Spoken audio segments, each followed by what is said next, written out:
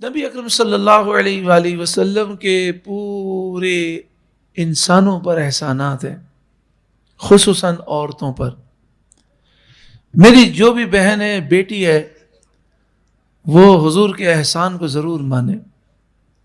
جو آج عورتوں کو، بچیوں کو، بہنوں کو، ماؤں کو جو عزتیں ملی ہیں، وہ رسول اللہ کے فرمان کے صدقے میں ملی ہیں۔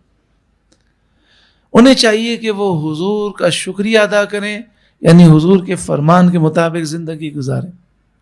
نبی اکرم صلی اللہ علیہ وآلہ وسلم کے پاس ایک صاحب آئے اور عرض کیا، رسول اللہ، میں ایمان لانا چاہتا ہوں۔ وہ ایمان لائے اور مسلمان ہو گئے، لیکن اسلام لانے کے بعد بھی اداس رہتے تھے۔ لوگوں نے حضور کی بارگاہ میں ذکر کیا، حضور نے انہیں بلایا، فرمایا آپ اتنے رنجیدہ کیوں رہتے ہیں؟ تو انہوں نے کہا، یا رسول اللہ، میں نے زمانے جاہلیت میں جتنے گناہ کیے، کیا سارے گناہ معاف ہو گئے؟ تو آپ صلی اللہ علیہ وآلہ وسلم نے فرمایا، ہاں،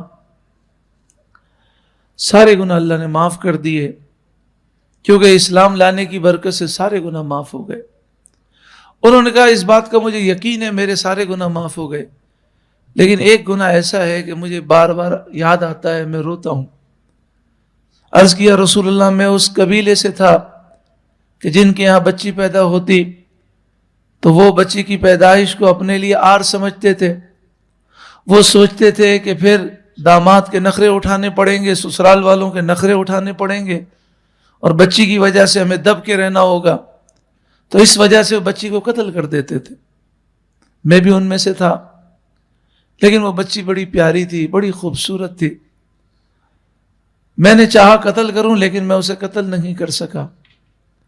جیسے جیسے وہ بڑی ہوتی گئی، اس کا پیار بڑھتا گیا، وہ اور پیاری ہوتی گئی۔ ویسے ہی بچیاں بڑی پیاری ہوتی ہیں۔ بیٹوں کے مقابلے میں بیٹیاں اپنے باپ سے بہت محبت کرتی ہیں۔ آج آپ دیکھ لیں کتنے ایسے ماں باپ ہیں جن کے بیٹوں نے انہیں ٹھکرا دیا، لیکن بیٹیوں نے ان کا ساتھ دیا۔ ایسے ہیں الحمدللہ، بیٹے بھی ہیں جو ساتھ دینے والے ہیں، لیکن اگر فیصد دیکھا جائے تو بیٹوں کے مقابلے میں بیٹیوں کا فیصد زیادہ ہے، جو اپنے ماں باپ سے بڑی محبت کرتی ہیں، زیادہ محبت کرتی ہیں۔ خاص طور پر بیٹی کو باپ سے بڑی محبت ہوتی ہے۔ تو کہا، وہ چھوٹے چھوٹے ہاتھ سے میرے چہرے پر ہاتھ پھیرے، میری گود میں آئے، مجھے بڑی پیاری لگتی ہے۔ لیکن پھر یہ ہوا کہ میرے قبیلے والوں نے مجھے ابھارا، مجھ پر تانے دیے، مذاق اڑایا، کہا بیٹی کی وجہ سے تجھے سسرال والوں کی غلامی کرنی ہوگی، داماد کی۔ یہ جہالت آج ہے کہ نہیں ہے؟ مجھے بتائیے۔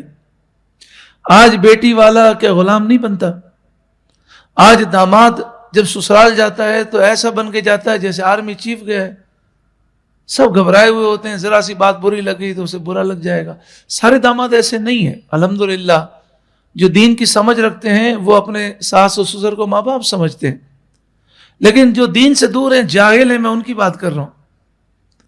پھر جب وہ سسرال کے گھر سے واپس آتے ہیں تو اتنی آؤ بھگت کرنے کے باوجود بھی ناراض ہوتے ہیں، اپنی بیوی پہ ظلم کرتے ہیں، کتنے دن تک ناراض رہتے ہیں، تیرے باپ نے جب میں پہنچا تو میرا استقبال صحیح نہیں کیا، یہ ہوا وہ ہوا۔ تو اس زمانے میں یہی تھا، اور آج زمانے جاہلیت میں وہی ہے۔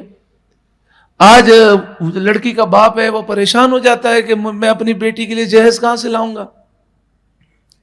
اور سب سے بڑا مسئلہ یہ ہے کہ بیٹی والے کو دبایا جاتا ہے۔ توبہ استغفر اللہ، ہر جگہ نہیں، لیکن بہت سی جگہوں پر یہ معاملات ہیں۔ میں بار بار یہ کیوں کہہ رہا ہوں ہر جگہ ایسا نہیں ہے؟ اس لیے کہہ رہا ہوں کہ الحمدللہ اللہ کے نیک بندے اس دنیا میں ہیں۔ اگر ایسے نہ ہوتے تو دنیا کب کی تباہ ہو جاتے۔ ایسے لوگ ہیں جو بہو کو بیٹی سمجھتے ہیں، ایسی بہویں ہیں جو ساس کو ماں سمجھتی ہیں، الحمدللہ ہیں، لیکن بہت بڑی تعداد گمراہ ہو چکی۔ تو اس نے کہا کہ پھر انہوں نے کہا کہ پھر مجھے لوگوں نے ملامت کیا، چاروں طرف سے طنز تانے۔ آخر ایک دن میں نے اس کی ماں سے کہا کہ مجھے ایک دعوت میں جانا ہے، میری بیٹی کو تیار کرو۔ وہ تیار ہوئی تو اور خوبصورت ہو گئی۔ وہ اتنی خوش تھی، اتنی خوش تھی، کیونکہ جب سے پیدا ہوئی شرم کے مارے میں اس کو گھر سے باہر نہیں لے جاتا تھا کہ لوگ کیا کہیں گے کہ میری بیٹی ہے. تو اب بڑی خوش تھی کہ میرے والد مجھے گھر سے باہر لے جا رہے ہیں. 5 سال یا 7 سال کی عمر ہوگی, 5 سال یا 7 سال. کہتے ہیں میں اسے ویرانے میں لے گیا, میں نے گڑھا کھودا, تو جب مٹی میرے چہرے پر آتی, میرے جسم پہ لگتی, تو وہ ننھے ننھے ہاتھوں سے مٹی صاف کرتی تھی اور کہتی تھی ابا آپ کا جسم مٹی آلود ہو رہا ہے. اسے نہیں معلوم تھا میں گڑھا کیوں کھود رہا ہوں.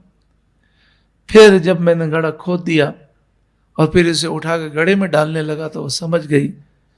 تو اس نے روتے ہوئے کہا ابو میں کبھی روٹی نہیں مانگوں گی, مجھے آپ قتل نہ کریں, مجھے اس گڑھے میں نہ ڈالیں.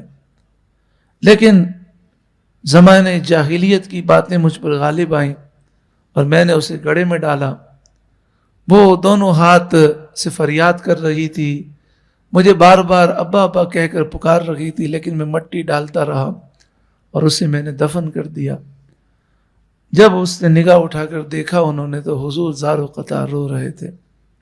آپ نے فرمایا کہ زمانے جاہلیت میں جو گناہ ہوئے کفر کی حالت میں, اس گناہ پر کوئی سزا نہیں دی جا سکتی, کیونکہ اللہ تعالیٰ نے سارے گناہ معاف کر دیے. اگر میں کسی کو زمانے جاہلیت کے گناہ کی وجہ سے سزا دیتا تو تجھے دیتا, اے فلاں تو نے یہ واقعہ سنا کر ہمیں رلا دیا, ہمیں رنجیدہ کر دیا. یہ ایک واقعہ نہیں, ایسے لاکھوں واقعات تھے. رحمت للعالمین کے صدقے میں خواتین کو کیا کیا مقام ملے, اور آج وہ یورپ کی باتوں میں متاثر ہو کر کہتی ہیں ہمیں آزادی چاہیے, ہمیں بے پردگی چاہیے, ہمیں اس خاندانی نظام سے باہر نکلنا ہے. اگر عورت اس کے شکرانے میں ساری زندگی اللہ کی بارگاہ میں سجدہ کرے اور کہے یا اللہ تیرا شکر ہے, تو وہ شکر ادا نہیں کر سکتی.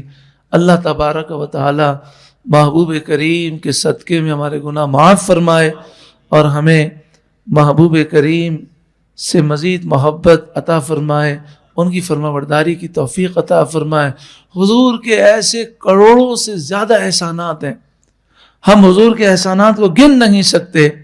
آج ہم صبح اٹھتے ہیں, رات کو سوتے ہیں, زمین پر چلتے ہیں, ہمارے گناہ ایسے ہیں کہ ہم زمین میں دھس جائیں, آسمان ہم پر گر پڑے. یہ بھی کم ہے, جو کرم ہے وہ محبوب کریم کی دعائیں ہیں. جب بھی عذاب ہماری طرف بڑھتا ہے, حضور ہمارے لیے قبر انور میں دعا کرتے ہیں, اے اللہ میرے اس امتی کو مہلت دے دے, اے اللہ میرے اس امتی سے عذاب دور کر دے. اور یہ حضور کی دعاؤں کا صدقہ ہے, ان کی نظر کرم کا صدقہ ہے. پھر وہ امتی کتنا بد نصیب ہے کہ حضور کی سنتوں اور حضور کے طریقوں کو چھوڑ کر, حضور کے فرمان کو چھوڑ کر کافروں, یہودیوں, عیسائیوں کے فیشن پر چلے, ان کے کہنے پر چلے. یا اللہ تو ہمیں تیرے محبوب کا سچا غلام بنا. آمین بجاہ سید المرسلین.